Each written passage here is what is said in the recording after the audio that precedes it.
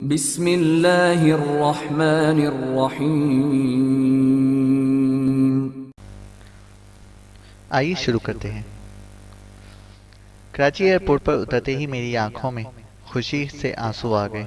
India کے اندر گزرے ہوئے شب و روز مجھے بھیانک خواب کی طرح محسوس ہو رہے تھے۔ اگرچہ اس عرصے کے اندر کچھ خوشگوار لمحات بھی بیتے تھے، مگر وہ صرف شیتل سے وابستہ تھے۔ کراچی ایئرپورٹ سے نکلتے ہوئے مجھے کسی قسم کی دشواری کا سامنا نہ کرنا پڑا تھا۔ امان میں نے بھارتی کرنسی کے بدلے ریال حاصل کر لیے تھے، اور کراچی میں سب سے پہلے میں نے انہی ریالوں کے بدلے پاکستانی کرنسی حاصل کر لی۔ ایک دکان سے اسپرٹ خرید کر میں حمام میں جا گھسا تاکہ اپنا حلیہ تبدیل کر سکوں۔ رش کی وجہ سے کوئی بھی میرے بدلے ہوئے حلیے کی جانب متوجہ نہ ہو سکا۔ وہاں سے فارغ ہوتے ہی میں ایک شاپنگ پلازا میں گھس گیا تاکہ اپنے لیے کپڑے خرید سکوں، کیونکہ میرا تعلق جس علاقے سے تھا وہاں پر سوٹ پہننا نہ صرف معیوب سمجھا جاتا تھا، بلکہ اس قسم کا لباس پہننے والا ایک تماشا سا بن جاتا تھا۔ ماضی قریب تک تو ہمارے علاقے میں ننگے سر پھرنا بھی ایک جرم گردانا جاتا تھا، البتہ آج کل اکا دکا نوجوان بغیر پگڑی اور ٹوپی کے نظر آ جاتے تھے، مگر ان کو بھی بڑے بوڑھے نہایت حقارت کی نظر سے دیکھتے تھے اور لگے ہاتھوں نصیحتیں کرنے سے نہیں چوکتے تھے۔ اپنے لیے 2 ریڈی میڈ شلوار قمیض سوٹ لینے کے ساتھ ساتھ میں نے سعدیہ اور عدنان کے لیے بھی کئی سوٹ لے لیے۔ شاپنگ پلازا کے اندر ہی کپڑے بدل کر میں باہر نکلا اور ٹیکسی پکڑ کر بس اڈے کی جانب روانہ ہوا۔ کراچی کے راستے میرے لیے بالکل انجان تھے، کیونکہ اس سے پہلے میں نے کبھی کراچی نہیں دیکھا تھا، لیکن اس اجنبیت پن میں بھی مجھے ایک اپنا سا پن لگا۔ تحفظ کا احساس اور پاکستان کا شہری ہونے کے فخر کی وجہ سے میرا ذہن ہر قسم کے ڈر اور خوف سے آزاد تھا۔ ٹیکسی ڈرائیور کا تعلق صوبہ پنجاب کے مشہور شہر فیصل آباد سے تھا۔ غلام حسین نام کا یہ ڈرائیور کافی باتونی تھا۔ اس کے فیصل آبادی لہجے کی پنجابی سے میں محظوظ ہوئے بغیر نہ رہ سکا۔ یہ شاید چند ہفتے پردیس کی ٹھوکریں کھانے کا نتیجہ تھا کہ کراچی کی ہر چیز بھلی سی لگ رہی تھی۔ بس اڈے میں جا کر سب سے پہلے میں نے اپنے علاقے میں جانے والی بس کا ٹکٹ خریدا، جس نے میرے علاقے سے گزرتے ہوئے پشاور جانا تھا۔ ٹکٹ پر بس کی روانگی کا ٹائم رات کے 10 بجے لکھا ہوا تھا۔ 10 بجے تک کا وقت میں نے اڈے کے اندر گھوم پھر کر گزارا۔ ایک دفعہ تو جی میں آیا کہ میں اپنے دوست امجد کے گھر کا چکر لگا آؤں، کیونکہ کراچی آ کر بھی اس کے والدین سے ملاقات نہ کرنا بڑی زیادتی کی بات تھی۔ حالانکہ اس کے گھر کا پتہ مجھے زبانی یاد تھا، اور اس کے گھر والوں سے ملاقات نہ ہونے کے باوجود وہ مجھے اور میں ان سے اچھی طرح واقف تھا۔ لیکن آخر میں ان سب کی سوچوں کے باوجود اپنے گھر کی غیر یقینی صورتحال کے باعث میں اپنے خیالات کو عملی جامہ نہ پہنا سکا کہ یہ نہ ہو امجد کے گھر والے مجھے روکنے کی کوشش کریں، اور رکنا میرے لیے بہت مشکل تھا۔ بس کی سیٹیں کافی آرام دہ تھیں، لیکن میں سونے میں کامیاب نہ ہو سکا۔ گھر والوں کی خیریت کے بارے اندیشے پاکستان پہنچ کر کم ہونے کی بجائے بڑھ گئے تھے۔ میں خود کو لاکھ تسلیاں دیتا، لیکن چچا فاضل کا لکھا ہوا مختصر خط میری آنکھوں کے سامنے سوالیہ نشان بن کر آن کھڑا ہوتا، اور اس سوالیہ نشان کے آگے ہلاکت اور تباہی کے علاوہ کچھ نظر نہیں آ رہا تھا۔ چودھری انور خالص گنڈا پور نہیں تھا، لیکن گنڈا پوروں کے معاشرے کے اندر ہی اس کی پیدائش ہوئی تھی، اور گنڈا پوروں کی تمام جاہلانہ رسومات اور خونخواری اس کی بدرجہ عدم موجود تھی۔ اس کے برعکس گنڈا پوروں کی اچھی قدریں چودھری خاندان کو ہضم نہ ہو سکی تھیں۔ وہ کمینی خصلتیں رکھنے والا دشمن تھا۔ سیانوں کے کہنے کے مطابق ایسے شخص کی نہ دوستی اچھی ہوتی ہے اور نہ دشمنی، جبکہ میرا خاندان دانستہ یا نادانستہ طور پر اس سے دشمنی کی ابتدا کر بیٹھا تھا۔ اس سے قطع نظر کہ میرا خاندان ہر لحاظ سے چودھری خاندان کے ہم پلہ تھا، بلکہ عددی لحاظ سے تو ہمیں ان پر واضح برتری حاصل تھی، یعنی ان کے 2 بیٹوں کے مقابل ہم 4 بھائی تھے۔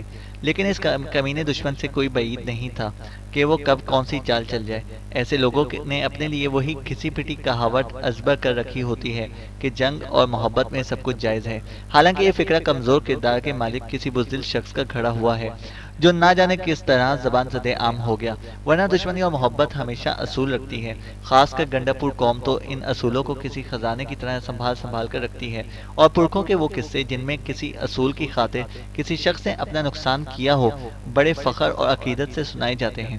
میرے ہی گاؤں کے ایک نامی گرامی بدماش کا ایک مشہور واقعہ ہے کہ اس کا چھوٹا بھائی دشمن کی بیٹی کو گھر سے بھگا کر لے گیا، جس میں لڑکی کی مرضی بھی شامل تھی۔ اپنے بھائی کی اس حرکت پر بجائے خوش ہونے کے کہ اس نے دشمن کی عزت کو خاک میں ملا دیا، اس نے اپنی بہن کا ہاتھ پکڑا اور دشمن کے گھر پہنچ کر کہا کہ میرے بھائی سے غلطی ہوئی ہے، اور ازالے میں اپنی بہن لے کر آیا ہوں۔ تمہارے خاندان میں جس نے اس سے نکاح کرنا ہے کر لے، لیکن چودھری پارٹی سے کسی اچھائی کی امید رکھنا آگ سے ٹھنڈک کی بھیک مانگنے کے مترادف تھا۔ وہ صرف ڈنڈے کی زبان سمجھنے والا خاندان تھا، برتر کے لیے لومڑی کی طرح چالاک اور اونٹ کی طرح کینہ رکھنے والا جبکہ کمزور کے لیے شیر۔ مجھے یقین تھا کہ آمنے سامنے کی لڑائی میں میرے بھائیوں نے چودھری خاندان کو کسی خاتے میں بھی نہیں لانا تھا، البتہ وہ دھوکے سے کوئی وار کر جاتے تو دوسری بات تھی، اور اس صورت میں بھی امید واسق تھی کہ اینٹ کا جواب انہیں پتھر سے ہی ملتا۔ لیکن یہ سب کچھ سوچنے کے بعد بھی میرے دل کو قرار نہیں آ رہا تھا، اور میری چھٹی حص کسی نامعلوم حادثے کا سگنل دے رہی تھی۔ یوں لگتا تھا جیسے کوئی انہونی ہو گئی ہو، بس فراٹے بھرتی اپنی منزل کی جانب رواں دواں تھی، اور اس سے زیادہ تیزی سے میرے خیالات سوچ کی لہروں پر دوڑ رہے تھے۔ ہم رات کا کھانا کھا کر کراچی سے نکلے، اس لیے رات کو بس بغیر رکے چلتی رہی۔ ڈرائیور نے صبح ناشتے کے لیے آدھے گھنٹے کا اسٹاپ کیا۔ تمام لوگ بس سے اتر کر اپنی ضروریات کی تکمیل کے لیے ہوٹل میں پھیل گئے۔ سردیوں کی طویل رات جاگتے ہوئے گزار کر میں سخت بھوک محسوس کر رہا تھا، اس لیے میں نے خوب ڈٹ کر ناشتہ کیا۔ دوبارہ گاڑی کے چلنے کے ساتھ ہی مجھے اونگ آنے لگی، اور تھوڑی دیر بعد ہی میں سو گیا۔ نیند کی حالت میں بھی میں الٹے سیدھے خواب دیکھتا رہا۔ میری آنکھ لوگوں کی باتوں کے شور سے کھلی۔ بس رکی ہوئی تھی اور لوگ اپنی سیٹوں سے اٹھ کر باہر کا رخ کر رہے تھے۔ میں نے گھڑی پر نگاہ دوڑائی، دن کے 10 بج رہے تھے۔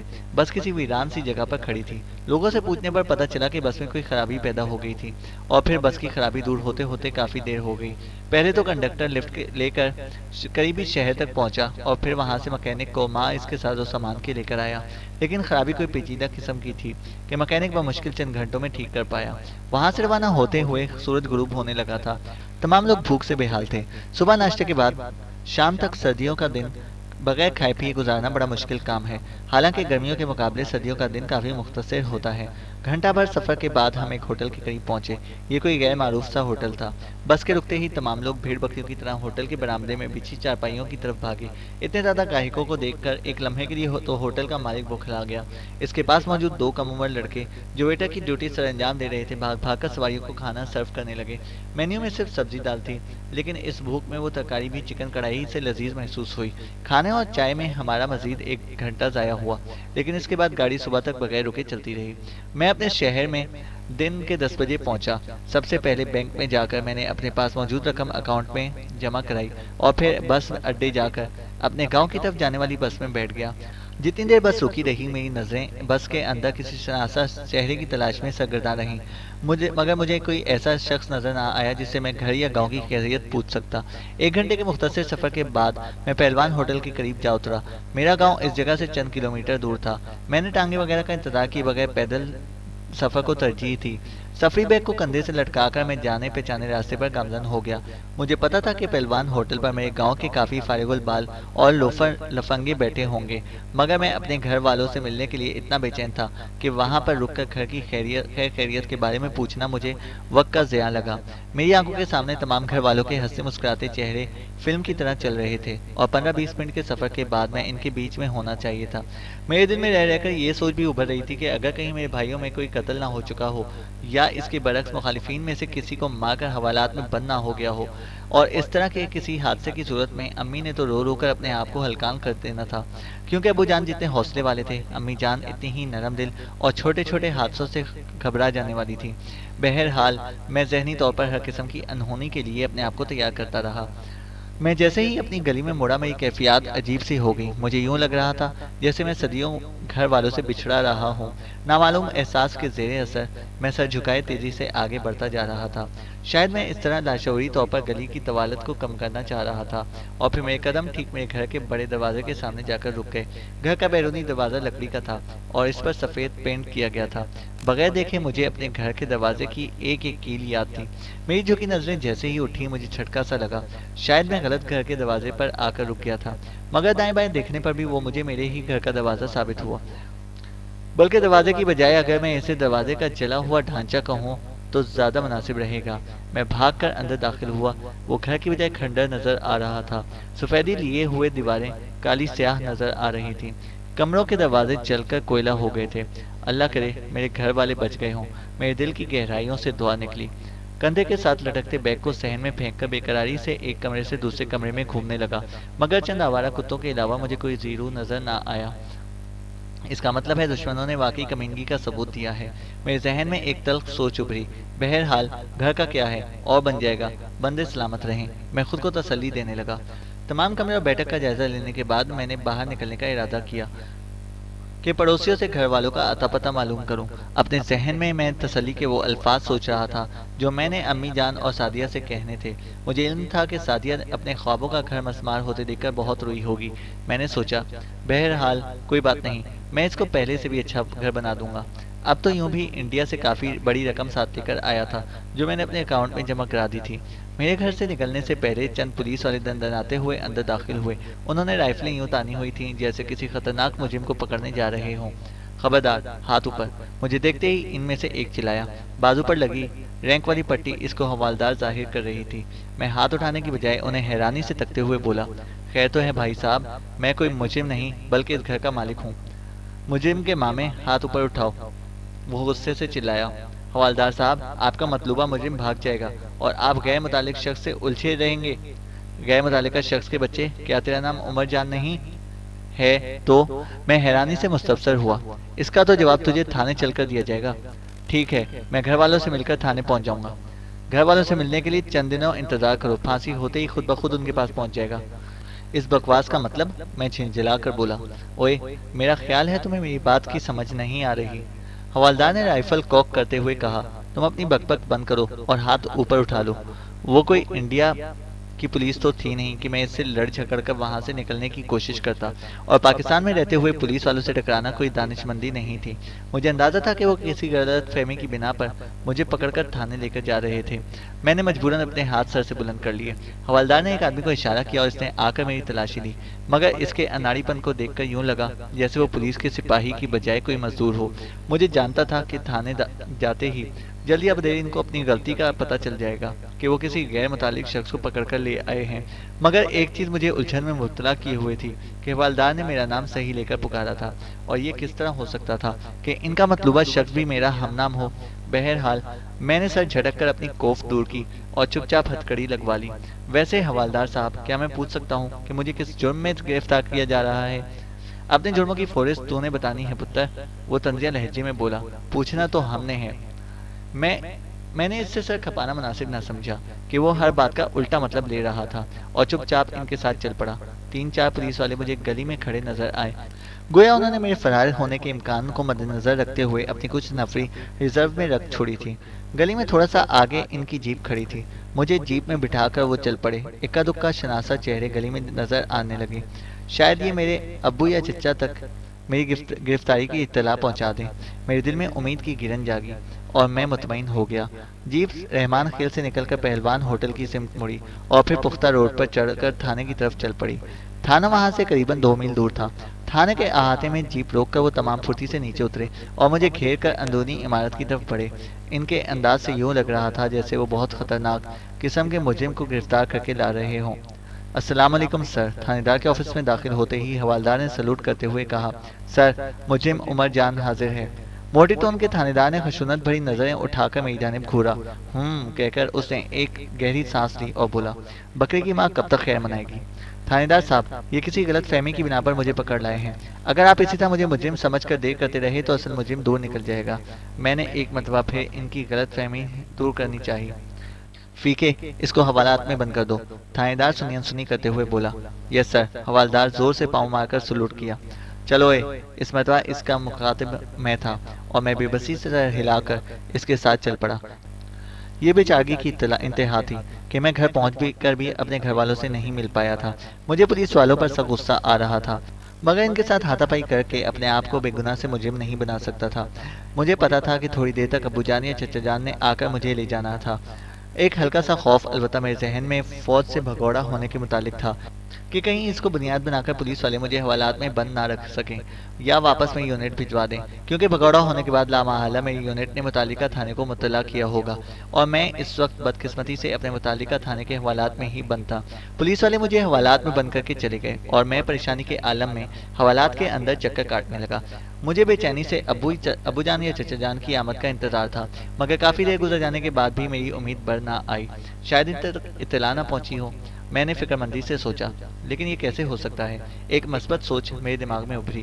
اتنے شناساؤں نے مجھے پولیس والوں کے ساتھ تھانے کی طرف جاتے ہوئے دیکھا ہے، کسی نہ کسی کو تو یہ اطلاع میرے گھر والوں تک پہنچا دینی چاہیے تھی۔ انہی سوچوں میں گھیرا اضطراب سے ٹہل رہا تھا کہ اچانک حوالات کے دروازے پر آہٹ ہوئی۔ میں نے اس سمت نظر دوڑائی تو حیرت و خوشی سے اچھل پڑا۔ میرا کلاس فیلو نظر گل دروازے پر کھڑا پریشانی اور افسوس کی حالت میں مجھے دیکھ رہا تھا۔ اس پر نظر پڑتے ہی میں تیر کی طرح دروازے کی طرف بڑھا۔ شکر دے چتراغلے، شکر ہے تم آ گئے ہو۔ کافی عرصے بعد میں نے پشتو بولی تھی۔ یوں بھی پشتو اور سرائکی دونوں زبانیں گنڈا پوروں کی مادری زبان کی حیثیت رکھتی ہیں اور ایک دوسرے کی متضاد ہونے کے باوجود گنڈا پور دونوں زبانوں پر مکمل عبور رکھتے ہیں اور اپنی روزمرہ کی بول چال میں دونوں زبانیں استعمال میں لاتے ہیں۔ میری گرمی جوشی اور تیزی کو نظر گل کسی خاتے میں نہ لایا اور اسی طرح دکھ بھری نظروں سے میری جانب دیکھتا رہا۔ ولے سا چل دے، کیوں، کیا بات ہے؟ تم اس طرح کیوں حیرانی سے میری طرف جانب گھور رہے ہو؟ عمری، تمہیں پتہ نہیں تھا اپنے گاؤں اور گھر کے حالات کا؟ وہ افسوس بھرے لہجے میں بولا۔ تمہیں اس طرح دن دہاڑے رحمان خیل نہیں آنا چاہیے تھا۔ میں سمجھا نہیں، آپ کیا کہنا چاہ رہے ہیں؟ میں حیرانی سے مستفسر ہوا۔ اگر تمہاری مراد چودھری خاندان سے دشمنی کی شروعات سے ہے تو ان کے ڈر سے میں اپنے گاؤں یا گھر والوں کو تو نہیں چھوڑ سکتا تھا۔ کون سے گھر والے دوست؟ نظر گل کے لہجے میں دنیا جہاں کا کرب سے مٹایا۔ گھر والوں کے نام پر آپ کا چچا سسر فاضل ہی بچا ہے اور وہ بھی ابھی تک سول ہسپتال میں ایڈمٹ ہے، باقی سارے تو… کیا بکواس کر رہے ہو؟ میں حوالات کے دروازے کی سلاخوں کو پکڑ کر جھنجھوڑتے ہوئے چیخا۔ میرا دل گویا دھڑکنا بھول گیا تھا۔ نظر گل کی بات مجھے ایک گھٹیا مذاق کی مانند محسوس ہو رہی تھی۔ تمہیں جرأت کیسے ہوئی اس طرح کا گھٹیا مذاق کرنے کی؟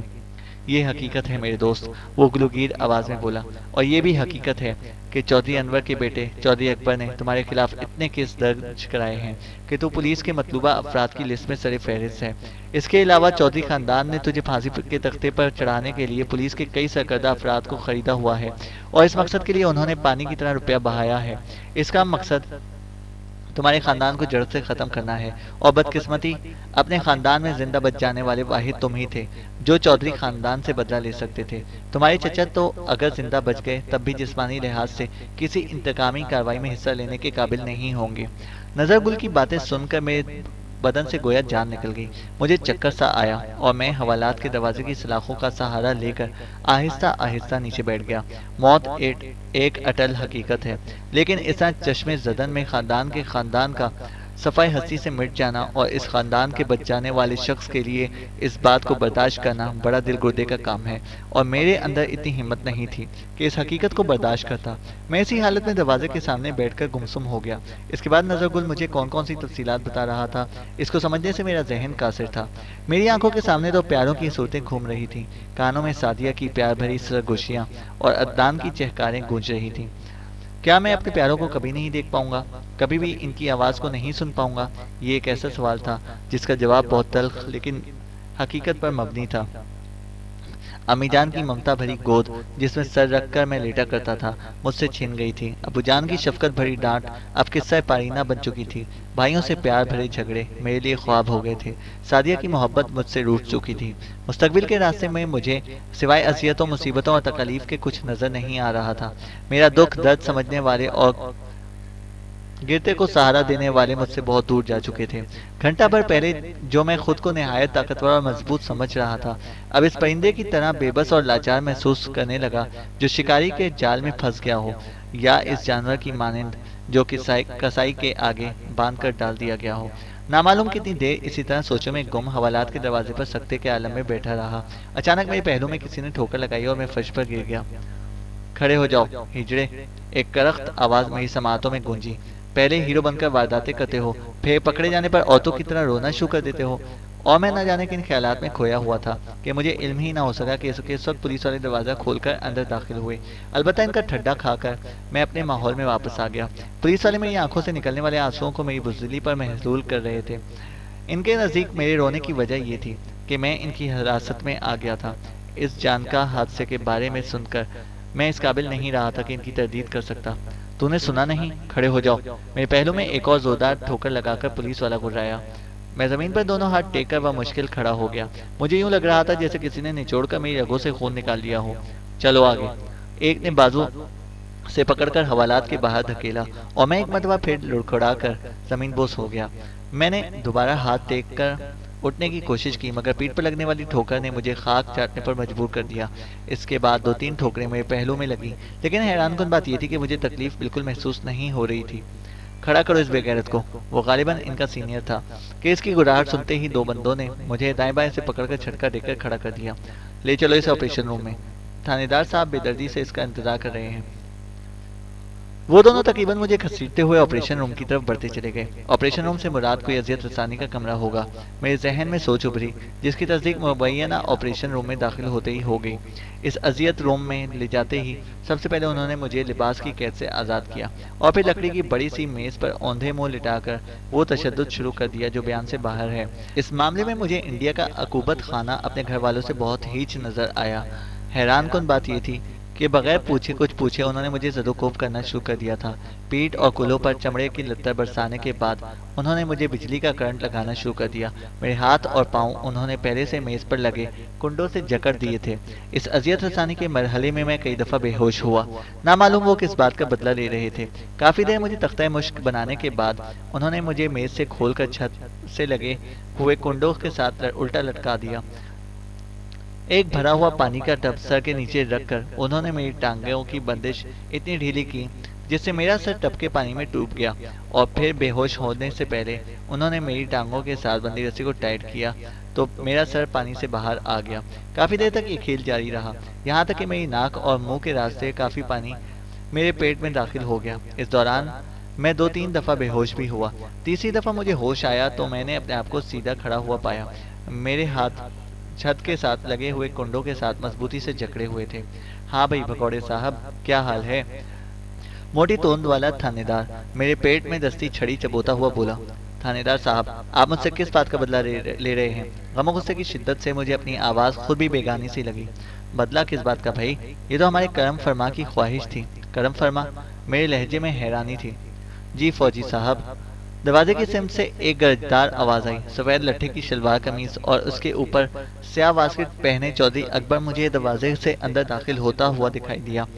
ہم ہیں ان کے کرم فرما، یاد ہے نا تو نے کیا کہا تھا مجھے کہ جو کچھ کر سکتا ہوں کر لوں؟ ابھی کچھ تو میں نے کر لیا ہے اور کچھ کرنا رہتا ہے۔ چودھری تو نے بہت برا کیا ہے، بہت ہی برا۔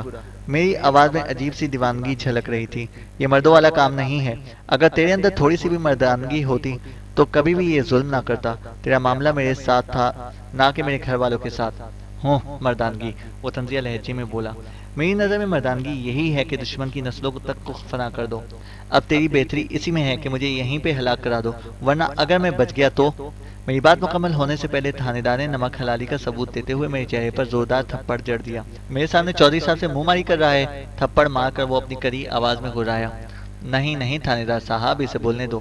یہ غریب اپنی موت کو آسان بنانے کے چکر میں ہے، مگر اسے پتہ نہیں کہ اس نے کس شیر کو للکارا ہے۔ شیر؟ اور تو؟ میں نے نفرت سے زمین پر تھوکتے ہوئے کہا۔ اگر تیرے اندر ذرا بھی غیرت ہے تو میرے ہاتھ کھول دو۔ تمہاری مردانگی کا بھرم ان سب کے سامنے نہ کھول دوں تو کہنا۔ سن لیا تھانے دار صاحب؟ وہ میری بجائے تھانے دار سے مخاطب ہوا۔ اس کا مطلب ہے آپ لوگوں نے اس کی مہمان نوازی صحیح طریقے سے نہیں کی۔ چودھری صاحب ابھی تو شروعات ہے، تھانے دار خوش آمدانہ لہجے میں بولا۔ آگے آگے دیکھیے ہوتا ہے کیا۔ تھانے دار صاحب، آپ سرکار کے ملازم ہیں یا چودھری اکبر کے؟ چودھری صاحب ہی ہماری سرکار ہیں، وہ اسی طرح خوش آمدانہ لہجے میں بولا۔ لعنت ہے ایسی تھانے داری پر، میں نفرت بھرے لہجے میں بولا، کہ تم چند ٹکوں کی خاطر ایک بے گناہ پر اتنے ظلم ڈھا رہے ہو۔ کون بے گناہ؟ وہ زہر خند لہجے میں بولا۔ قانون اندھا ہوتا ہے فوجی صاحب، تمہارے خلاف 3 کیس درج کرائے جا چکے ہیں اور ان کی تحقیقات کرنا ہمارا فرض ہے۔ تم گناہگار ہو یا بے گناہ، اس کا فیصلہ کرنا تو عدالت کا کام ہے۔ ہمارا کام ہے تفتیش کرنا اور ملزم سے باز پرس کرنا، وہی ہم کر رہے ہیں۔ مگر ابھی تک آپ لوگوں نے صرف مجھے ٹارچر ہی کیا ہے، باز پرس تو کی ہی نہیں، جبکہ آپ کا کام پہلے ملزم سے باز پرس کرنا ہے اور اس کے بعد جسمانی طور پر ٹارچر کرنا، اگر وہ اپنی بے گناہی کا ثبوت نہ دے سکے۔ ہاں ہاں ہاں، تھانے دار نے اپنی مکرو آواز میں کہکہا لگایا۔ اب تم ہمیں تفتیش کے طریقے سکھاؤ گے؟ تھانے دار صاحب، یہ ہر ملزم کا حق ہے کہ اسے اس کے جرم کے بارے میں بتایا جائے جس کی پاداش میں وہ حراست میں لیا گیا ہو۔ وہ بھی بتا دیں گے سرکار، جلدی کس بات کی ہے؟ تھانے دار مزاحیہ لہجے میں بولا۔ آپ لوگ گپ شپ کریں، میں صبح آؤں گا۔ چودھری اکبر مونچھوں کو تاؤ دیتا ہوا بولا۔ اس وقت تک آپ اسے بھی لائن پر لے آئیں، کم از کم اس کی بولتی ہی بند ہو جائے، اس نے تو ہمارا احتساب شروع کر دیا ہے۔ آپ بے فکر رہیں چودھری صاحب، تھانے دار نے اسے تسلی دی۔ اس کی بولتی تو میں اس طرح بند کروں گا کہ دنیا دیکھے گی۔ اور چودھری اکبر سر ہلاتا ہوا کمرے سے نکلتا چلا گیا۔ اس کے جانے کے بعد پولیس والوں نے صبح تک مجھ پر جو جرم ڈھائے اور جس قسم کی اذیتیں پہنچائیں، اگر وہ لکھی جائیں تو کئی صفحے بھر جائیں گے۔ میں نے پولیس والوں کے ظلم اور بے رحمی کے قصے ضرور سنے تھے، مگر ان سے واسطہ پہلی بار پڑا تھا۔ اس تشدد کے دوران میں کئی مرتبہ بے ہوش ہوا، کئی مرتبہ میری چیخیں بلند ہوئیں، لیکن وہ اس سے لاتعلق اپنے کام میں مصروف رہے۔ یہ سلسلہ کئی صبح اذانوں کے وقت ختم ہوا۔ عقوبت خانے سے نکال کر انہوں نے مجھے حوالات میں لا پھینکا۔ میرا تمام بدن پھوڑوں کی مانند درد کر رہا تھا۔ بھوک، پیاس اور نیند کی کمی نے مجھے نڈھال کر دیا تھا۔ میں کافی دیر اسی طرح غنودگی کی حالت میں پڑا رہا۔ نہ جانے وہ دن کا کون سا پہر تھا کہ میرے کانوں میں نظر گل کی آواز آئی، عمر جان، عمر جان، عمری، عمری۔ میں بمشکل سیدھا ہو کر اس کی طرف متوجہ ہوا۔ یہ لو، پانی پی لو۔ اس نے دروازے کی سلاخوں سے ہاتھ اندر کرتے ہوئے میری جانب پانی کا گلاس بڑھایا، جسے بے صبری سے جھپٹ کر میں نے ایک ہی سانس میں خالی کر کے اس کی جانب واپس بڑھا دیا۔ مہربانی نظر بھائی، میں ممنونیت سے بولا۔ مجھے بہت افسوس ہے عمر جان کہ میں اس سے زیادہ تیرے لیے کچھ بھی نہیں کر سکتا، وہ افسوس بھرے لہجے میں بولا۔ یہ سب بھی تھانے دار کی لا علمی میں کر رہا ہوں۔ اس مرتبہ اس نے اخبار کے کاغذ میں لپٹی ہوئی کوئی چیز میری طرف بڑھائی۔ میں نے کھول کر دیکھا تو وہ تندوری روٹیاں تھیں، جس کے ساتھ دال کا سالن تھا۔ اتنے بڑے حادثے کے بارے میں علم ہونے کے بعد چاہیے تو یہ تھا کہ مجھے بھوک اور پیاس بالکل محسوس نہ ہو، مگر زندگی بہت پیاری چیز ہے۔ جان بچانے کی جبلت اور انتقام لینے کی خواہش نے میرے اندر بھوک و پیاس کے احساس کو اجاگر کر دیا تھا۔ میں نے نظر گل کی مجبوری کا احساس کرتے ہوئے چند لقموں میں ان روٹیوں کو ختم کر دیا۔ کسی اور چیز کی ضرورت ہو تو بتلاؤ، اس نے ہمدردانہ لہجے میں کہا، مگر اس کے انداز میں واضح طور پر بےچارگی نظر آ رہی تھی، جس کا صاف مطلب یہی تھا کہ وہ صرف کہنے کی حد تک مجھ سے میری ضرورت کا پوچھ رہا تھا۔ اس کو پورا کرنا اس کے بس سے باہر تھا، اور جتنا کچھ وہ میرے لیے کر سکتا تھا اس نے کر لیا تھا۔ میں نے بھی اس کو امتحان میں ڈالنا مناسب نہ سمجھا اور نفی میں سر ہلا دیا۔ ویسے ایک بات تو بتلاؤ، میرا سر نفی میں ہلتا دیکھ کر وہ اطمینان بھرا سانس لیتے ہوئے مستفسر ہوا۔ پوچھو۔ فوج سے بھاگنے کے بعد تم اتنا عرصہ کہاں غائب رہے؟ یہ ایک لمبی کہانی ہے دوست، کبھی وقت ملا تو بتلاؤں گا۔ ابھی تو تم مجھے گاؤں کے حالات سے آگاہ کرو، کیونکہ مجھے بالکل علم نہیں کہ میرے پیچھے گاؤں میں کیا ہوتا رہا ہے۔ کل سب کچھ تو تمہیں بتا دیا تھا، وہ حیرانی سے بولا۔ کل مجھے ہوش کہاں تھا؟ مکمل تفصیل تو خیر مجھے بھی معلوم نہیں، البتہ سنی سنائی باتیں آپ کو بتلا دیتا ہوں۔ یہ کہہ کر اس نے جو کچھ بتلایا اس کا لبے لباب یہ تھا کہ جرگے نے فیصلہ ہمارے حق میں دیا، جسے چودھری انور نے بحالت مجبوری تسلیم کر لیا۔ جرگے نے یہ فیصلہ بھی سنایا کہ جب بھی چودھریوں کے مویشیوں نے ہماری فصل کو کوئی نقصان پہنچایا، چودھری انور اس نقصان کو پورا کرنے کا ذمہ دار ہوگا۔ جرگے کے اس فیصلے پر جہاں میرے بھائیوں کو ازحد خوشی ہوئی تھی، اسی نسبت سے چودھری خاندان غم و غصے میں ڈوب گیا تھا، اور پھر یہ غصہ انہوں نے ایک دن محمد جان بھائی کی پٹائی کر کے نکالا، جس کی وجہ یہ ہوئی کہ چودھریوں کی ایک گائے ہمارے کھیت میں گھسی، جسے ڈنڈا مار کر جان محمد بھائی نے کھیت سے باہر نکال دیا۔ اکبر اور اعظم چودھری انور کے بیٹے اس بات کو بنیاد بنا کر محمد جان سے لڑ گئے کہ اسے محمد جان کو کوئی حق نہیں پہنچتا کہ وہ ان کی گائے کو مارے، کیونکہ فصل کو ہونے والے نقصان کے ذمہ دار وہ تھے۔ شومی یہ قسمت کہ محمد جان بھائی وہاں پر اکیلا تھا اور وہ دونوں بھائی بما اپنے گرگوں کے موجود تھے۔ محمد جان بھائی جب گرتا پڑتا زخمی حالت میں گھر پہنچا تو ابو جان اور چچا فاضل گھر میں موجود نہیں تھے۔ اگر وہ موجود ہوتے تو شاید اس مسئلے کا کوئی بہتر حل نکالتے، البتہ بھائی حاکم جان اور احمد جان دونوں گھر پر موجود تھے۔ دونوں نے محمد جان کی حالت دیکھتے ہی ہتھیار نکالے اور وقوع کی جانب دوڑ پڑے۔ مخالف بھی آگے سے تیار تھے، میرے بھائیوں کو دور سے ہی دیکھتے انہوں نے فائرنگ شروع کر دی۔ میرے بھائیوں نے بھی کھیتوں کی منڈیر کی آڑ لے کر جوابی فائرنگ شروع کر دی۔ دونوں پارٹیاں چونکہ آڑ میں تھیں، اس لیے کسی قسم کی جانی نقصان سے محفوظ رہیں۔ گنڈا پوروں کے اندر چونکہ اس طرح کی فائرنگ روزمرہ کا معمول ہے، اس لیے لوگوں نے کوئی خاص توجہ نہ دی۔ یہ فائرنگ شاید اس طرح مزید کچھ دیر جاری رہ کر کہ کسی بھی پارٹی کی پسپائی یا ایمونیشن ختم ہونے کی صورت میں بغیر کسی جانی نقصان کے ختم ہو جاتی، مگر بدقسمتی سے چودھری انور جو اس فائرنگز کو رکوانے کے لیے آ رہا تھا، کسی اندھی گولی کا شکار ہو گیا۔ گولی اس کو سر میں لگی تھی، اس لیے اس کے بچنے کا کوئی امکان نہ رہا۔ چودھری کے گرتے ہی دونوں طرف سے فائرنگ بند ہو گئی۔ چودھری انور کے مرنے کے بعد چودھری اکبر بڑا ہونے کے ناطے خود بخود گھر کا سربراہ بن گیا۔ اس نے اپنے باپ کے قتل کی رپورٹ درج کرانے کی ضرورت محسوس نہ کی۔ میرے بھائی بھی اس واقعے کے بعد سنبھل گئے۔ انہیں پتا تھا کہ چودھری خاندان لازماً اپنے قتل کا بدلہ لینے کی کوشش کرے گا، اس لیے وہ ہمیشہ اکٹھے گھر سے نکلتے تھے۔ چودھری انور کو مرے ہوئے بمشکل 1.5-2 مہینے ہوئے تھے کہ ایک رات ہماری حویلی میں آگ بھڑک اٹھی۔ اس سے پہلے کہ لوگ اس سے باخبر ہو کر آگ بجھانے کی تدبیر کرتے، آگ اتنی پھیل گئی کہ لوگوں کے لیے اس پر قابو پانا مشکل ہو گیا۔ لوگوں کی بے خبری کی وجہ یہ بھی تھی کہ ایک تو رات گئی یہ کارروائی ہوئی تھی और दूसरे सर्दियों का मौसम होने की वजह से लोग मुंह सर लपेटे कमरों में घुसे हुए थे। तीसरी और सबसे अहम बात यह थी कि मेरे घर वालों ने ना तो कोई चीखो पुकार मचाई और ना ही किसी को मदद के लिए पुकारा। ये तो जब आग के शोले खूब बुलंद हुए और तपिश और धुआं पड़ोसियों के घरों तक पहुंचा तो वो जागे और हल्ला गुल्ला करके पूरे गांव को इकट्ठा कर लिया, मगर इनकी आग बुझाने की तमाम कोशिशें रायका गईं और मेरे घर वालों में सिवाय चचा फाजिल के और कोई भी ना बचाया जा सका। इसके जिंदा बच जाने की वजह भी ये थी कि वो देवड़ी में सोया हुआ था। अलबत्ता देवड़ी की छत के शतीर के इसकी टांगों पर गिरने की वजह से इसकी दोनों टांगें 2-3 जगह से टूट गई थीं और वो ताहाल सिविल अस्पताल में दाखिल था और जिस्मानी तौर पर माजूर होने के साथ साथ जहनी तौर पर भी मफलूज हो गया था। इसी तरह मेरी इकलौती बहन जमीला भी सदमे की शिद्दत में अपने हवास खो बैठी थी। ये बात यहीं तक रहती तो मैं शायद कभी भी हवालात में बंद ना होता, मगर एकरा चौधरी अकबर की हवेली में घुसकर किसी ने इसके छोटे भाई आजम को गोली मारकर हलाक कर दिया और ऐनी शाहिदीन के मुताबिक ये काम मैंने किया था। इसके बाद किसी ने इसके खेतों को आग लगा दी। इसका इल्ज़ाम भी मेरे सर लगा। चंद दिन बाद इसका यानी अकबर का मामू और अकबर का दोस्त इसकी बैठक में बैठे थे कि मैं अकबर पर हमला करने की गर्ज से इनकी बैठक में दाखिल हुआ और उसे बचाने की कोशिश में वो दोनों हलाक हो गए और अकबर के नौकरों के बरवक्त पहुंचने पर मैं वहां से भाग गया। तीनों केस मुख्तलिफ तवारीख में मेरे खिलाफ दर्ज किए गए थे और इन्हीं की पादाश में मैं थाने में बंद था। नजरगुल की ये बातें सुनते ही मुझे अपने बहुत से सवालों के जवाबात मिल गए। चौधरी अकबर ने बिलाशुबा मुझसे बहुत भयानक इंतकाम लिया था, लेकिन इस सारे सेटअप में आजम की मौत कहीं फिट नहीं बैठती थी। शायद वो चौधरी अकबर के किसी दूसरे दुश्मन की कारस्तानी थी। इसी तरह इसके मामू और दोस्त का कत्ल भी इसी सिलसिले की कोई कड़ी हो सकता था, जो शायद खुद तो अकबर के हाथों मारा जा चुका था, लेकिन इसके काम को चौधरी अकबर ने मेरे खिलाफ इस्तेमाल कर लिया था। लेकिन एक बात मेरी समझ में नहीं आ रही थी कि चौधरी अकबर ने जिस तरह मेरे घर वालों को हलाक किया या कराया था, इसी तरह वो मुझे भी बेखबरी में मरवा सकता था।